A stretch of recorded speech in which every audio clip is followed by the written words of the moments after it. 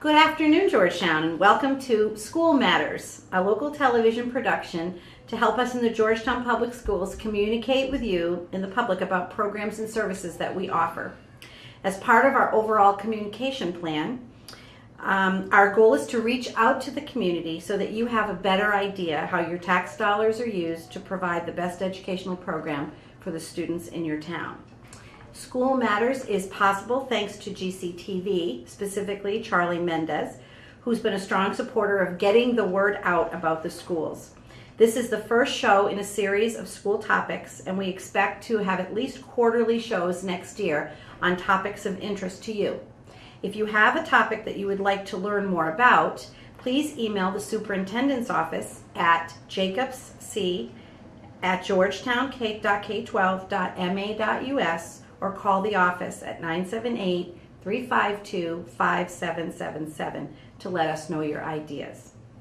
So today I'm very excited to welcome my guests. They are seniors who recently graduated from Georgetown High School on June 8th. Sitting on my left is Cole Martins, and on my right is Jamie Block.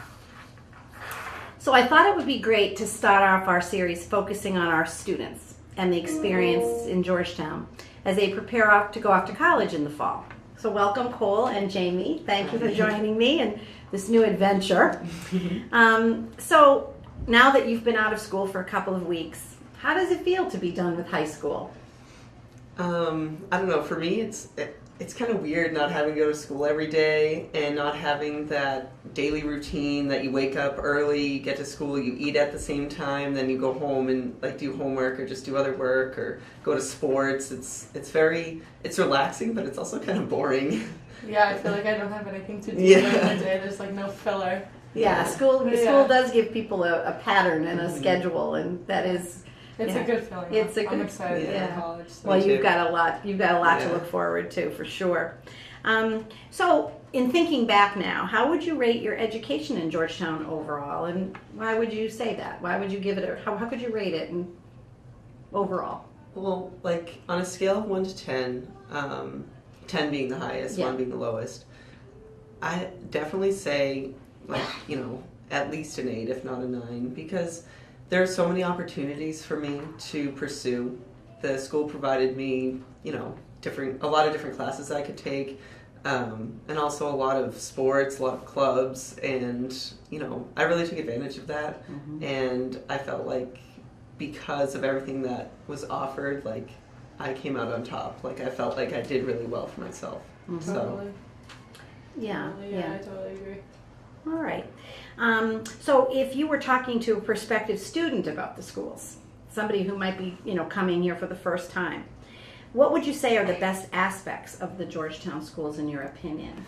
I would probably say the teachers. Yeah. I think that the teachers are great and they're really, really smart and they prepare you very well for the future.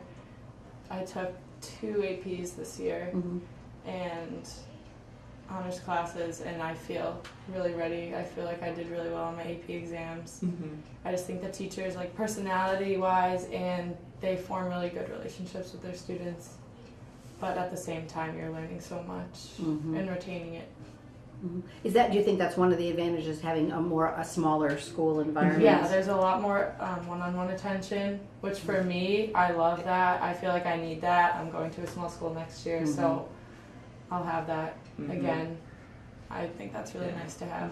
I agree. I think one-on-one is like wicked important, and the fact that I don't really know the average class size, but it's less. It's 16 is the average class size right now. Of course, it varies. Yeah. The AP classes will be smaller than the maybe some of the core courses, but or the electives probably. But like Jamie and I are taking AP Literature and Composition for English, and if we had a huge class size, we never would get the feedback that we did from Mr. Murphy. Yeah. Because like we only had 15, no, not even, I think we had like 13 kids. He was able to give us feedback on our writing, on everything that we were doing, and if we had like over 50 kids in a class, how would we get that same feedback? So did you find that same thing as you were going through the elementary and middle school years as well? Yeah. No, I mean, all the class sizes are not big, so you always get that nice one-on-one attention. I feel like I got to know every single one of my teachers, Mm-hmm. like, pretty well. Like, I on a personal level. Yeah. So the teachers. What about a range of courses? Did you feel like there was enough courses for you to take? 'Cause I know sometimes in a small school, it's hard to offer a variety. I mean, I feel like I did. I don't really know what other classes I would have wanted to take. Yeah. I mean, I'm sure I could think of some if I really thought about it.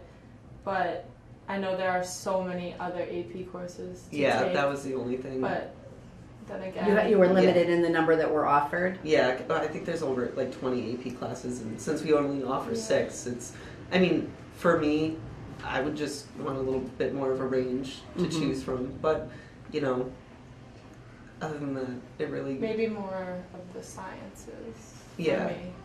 A little more science up. Like AP chemistry or something. Yeah. Like that. Okay. So you've talked about opportunities at the school, academic opportunities. What other kinds of opportunities were you given and that you think have prepared you for moving on to college and your future? The extracurricular activities I definitely took advantage of. I was in the a cappella club. Me too. Well, Yeah, you both took advantage of all the arts programs. yeah, more for me it was mostly a cappella and soccer, both of which I'm carrying on to next year for me. That's great. And actually that's really kind of, I think, a unique thing about Georgetown in the sense that, you know, students can participate in, you know, band and chorus and at the same time be athletes. Right. In some schools you really have to choose. I think Either that's or. one really cool thing about Georgetown is that at a lot of schools you have your theater and arts kids and then you have your athletes, but at Georgetown all the athletes seem to be the theater and arts kids, and I think that's really cool. Yeah, I think so too. I wonder why that happens. Is that because band and chorus are during the day, perhaps, and they're not competing with the after school extracurricular? Yeah, Because there's and only, being small. I think there's 3 days a year where they're actually after school, like chorus and band. We have a concert, and we have it 3 days a year. That's the only time it would ever conflict with sports.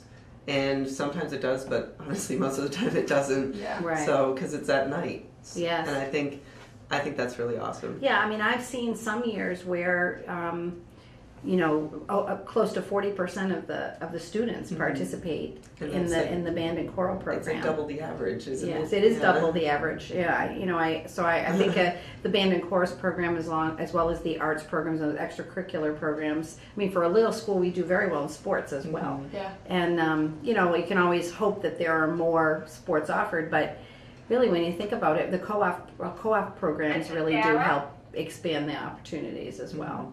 So yeah, I think that for a small school district, you know, students really do have a good opportunity to you know, embrace a lot of things other than just an academic opportunity. So I think that's something that, you know, really you know, you two have taken great advantage of that.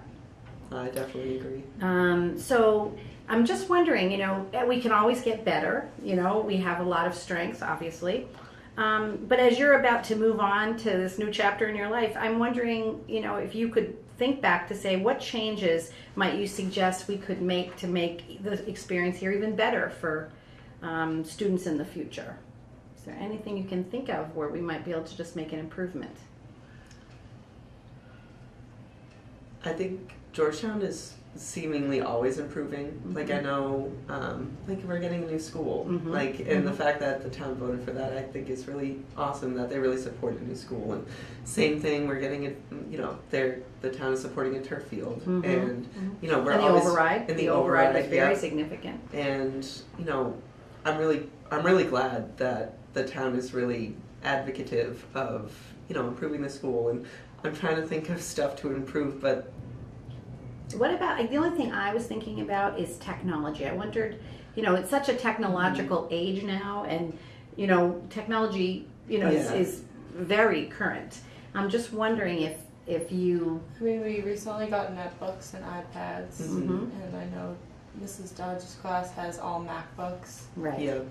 The big Macs Yeah. Yes, a lot of that was brought in with the override. We were very fortunate to be able to do that. And technology is supposed to enhance learning. It's not supposed to take the place of learning. Right. So it sounds like the two of you have really been feeling like the interactions between the students and the teachers is more important than necessarily having the state-of-the-art technology. Exactly. Well, because the only thing I can think of technological wise that could be improved is just maybe get more updated computers in the library to do research on. Because I know they're a little slow, but other than that, it's really not a big deal because everyone has a computer at home now. Like no one really needs a computers at the library, and if they do, it's only to print something out. Right. Or they have a smartphone. Yeah, right? exactly. Everybody's got a smartphone nowadays. Okay. So, just thinking, the other audience that we sometimes, have to work on making sure they're confident and comfortable with the education that their children are getting. And sometimes is parents. And sometimes, parents after elementary school are not quite sure whether or not they should keep their children in Georgetown or maybe send them to a private school and certainly, that's obviously a private choice. But I'm wondering, thinking about it, maybe even from your parents' perspective, you didn't choose to go anywhere but Georgetown. So I'm just curious, what would you say to parents who had questions about what Georgetown offers for their children and whether or not it's a good opportunity for them? Well, the thing is a school is what you make of it.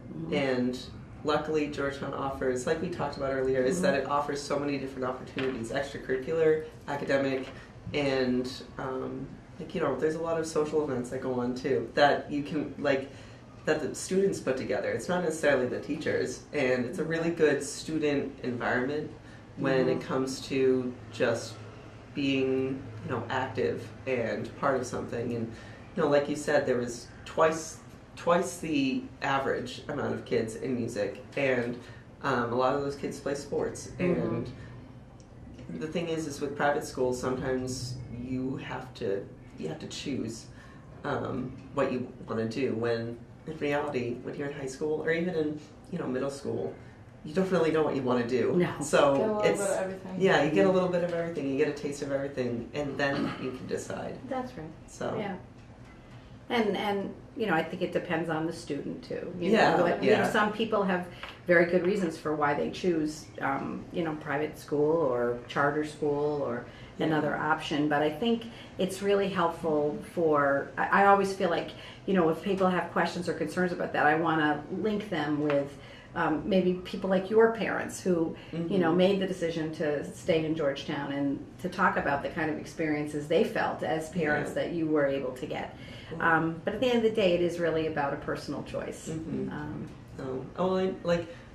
My parents specifically, they didn't have the money to spend on a private school, and I applied to some and I got a little bit of money, but at the end of the day, for them it wasn't worth it. It wasn't worth it because they want to spend money on undergrad and graduate school and possibly even further.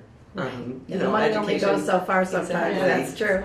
That's true. Yeah. So I think that I always, the adults that I see when they have an opportunity to speak with the kids at the schools, that's when they say, "Wow, we have a great caliber of young men and women that go to school here." And they do well. I mean, there's kids that can compete with people all over the country that got into schools that are really, really prestigious. Right. And SAT scores exceed the national average every year. Yep. The AP exams, our average score on the AP is always in the top 2 levels, 4s and 5s. Last year, didn't the AP history class all got 5s? 100% of the kids got 5s. Yeah. So, and actually, I just was looking at the preliminary MCAS scores that are going to come out in our scores really in the 10th grade, which is where it really makes a difference, right.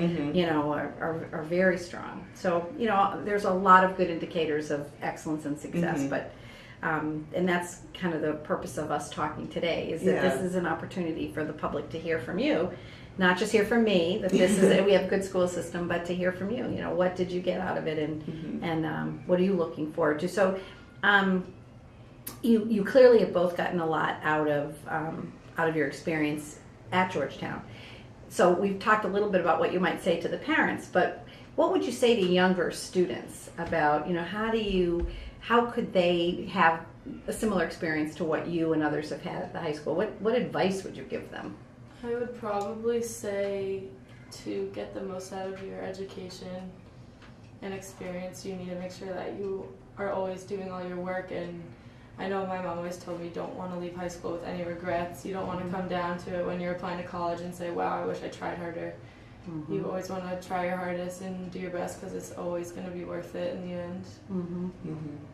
No, I agree. And, take advantage of every opportunity you have. If you think you might like something, then try it. Mm-hmm. It doesn't hurt at all. And if you don't like it, you don't have to keep going. But just, again, we just, at Georgetown, we offer so many opportunities, mm-hmm. so why not take them up? Mm-hmm. Why not be part of, student council or a cappella club or, anything, any of the clubs. Students Against Destructive Decisions. I mean, one of the things that I have been really impressed with here is the number of programs that have been brought to the school from the students, mm-hmm. or the programs where the kids have participated. Like the Pledge for Adam, that came from a student at the school who really I thought was very brave and stood up in front of her peers and said, I really believe in signing this pledge, mm-hmm. For not driving drunk and making good decision making. The mock crash before prom. That was awesome. I think that was really such a good idea. And there just have been I was just so impressed with the quality of the questions mm-hmm. that the kids came up with. I mean, I think there was a sincere interest in, learning something from it. But the fact that the peers bring those things forward mm-hmm. and are not afraid to show their peers that they're willing to make tough decisions in order to stay safe and well. Mm-hmm. I can't say enough about how impressed I am when those kind of things come forward, especially mm-hmm. from the children. So you're going off to college. I'm assuming you're feeling prepared. Mm-hmm. What do you feel most prepared about? I have to say, I think just my ability to do well academically and my study skills that mm-hmm. I've learned from high school and being able to just use those in college, because that's when I went to my student orientation, they told us that you spend about 30 hours a week in school and 10 hours studying in high school, mm-hmm. but in college it's basically the opposite. It's mm-hmm. 10 hours of time in class, and then it's 30 hours of studying. So you really need to have those study skills mm-hmm. and that basis in order to excel and do well. Time management is very exactly. important. And I think coming out of high school, that's the biggest strength that I have. Yeah. What about you, Jamie? What would you say, you feel like your highest preparation areas are?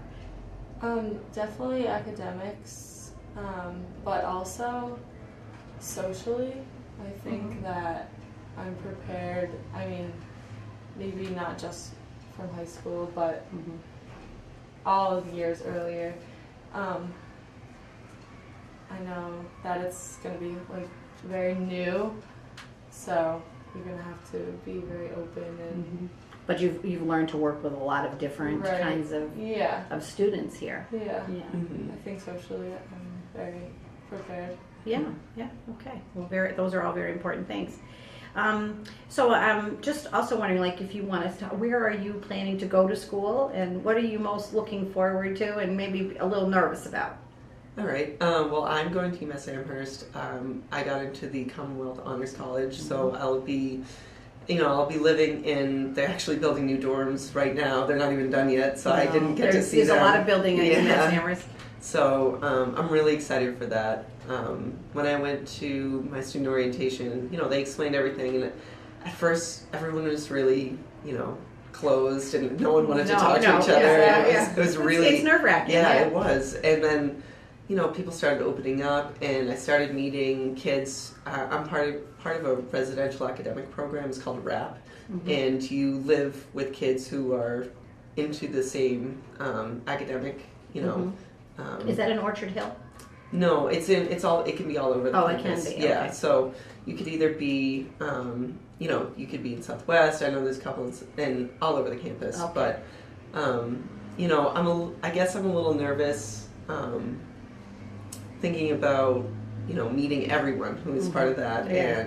But after my student orientation, I just got a lot more comfortable with the people. And at first I was like, oh, the college is just not going to be fun. And then by the end of it, because it was a 2-day thing, I was like, I'm so excited to go. So you're going from small to large. Very large. But one of the things about UMass Amherst, especially if you're in the Commonwealth College, is that it's like a college within the college. Yeah. So it definitely is a smaller classes, environment. That's really cool. Yeah. You're not necessarily dealing 100% with the large lecture classes. Yeah. So I got my schedule, and I have a couple of very small classes that I'm excited about. So great. Yeah.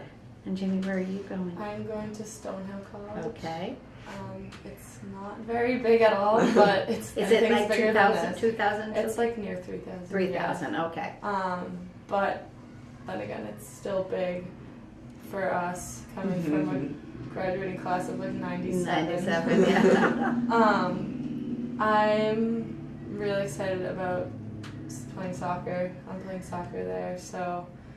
And that's is that going to be D2? huge. I don't yeah, know. it's Division 2, which is great. and I'll be going to school a week earlier than everyone else, and I'll get to settle in and meet the team more than I already have, and everything.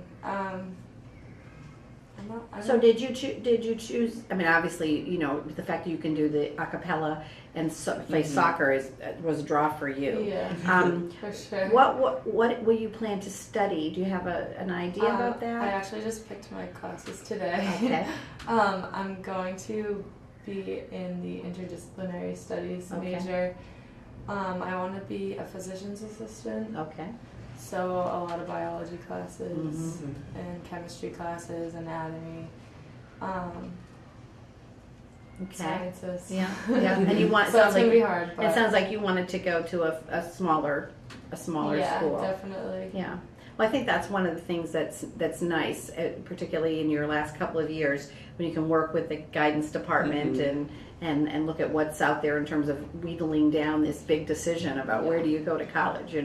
Some people want to go from small to big. They want the experience with big, and others are very comfortable with, it's bigger, but and the other thing is, well, my boys were going. A factor was, relationship to home. Like my boys didn't want to go more than 3 hours from home. But pretty close. yours is close. At most 2 I know. hours. Well, actually, I live in the western part of the state, and everybody thinks it's the end of the world to go to Amherst. So, I'm with you, Cole. It's close. It's right around the corner, but not everybody sees it that way.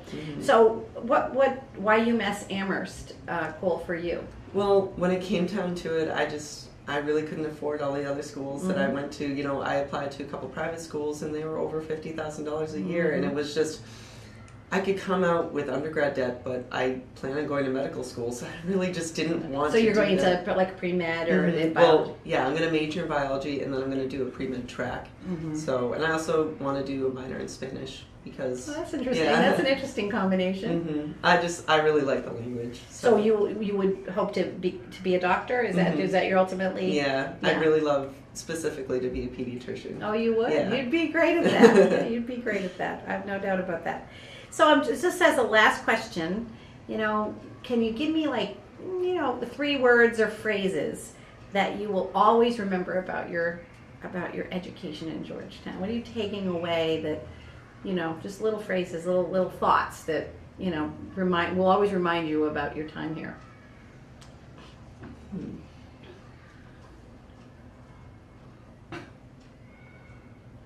That's a hard question. That's like when I interview people. Say, tell me 3 things about you, and then they blank. What do you know about yourself? So I guess what I was thinking about in something like that is close family feeling.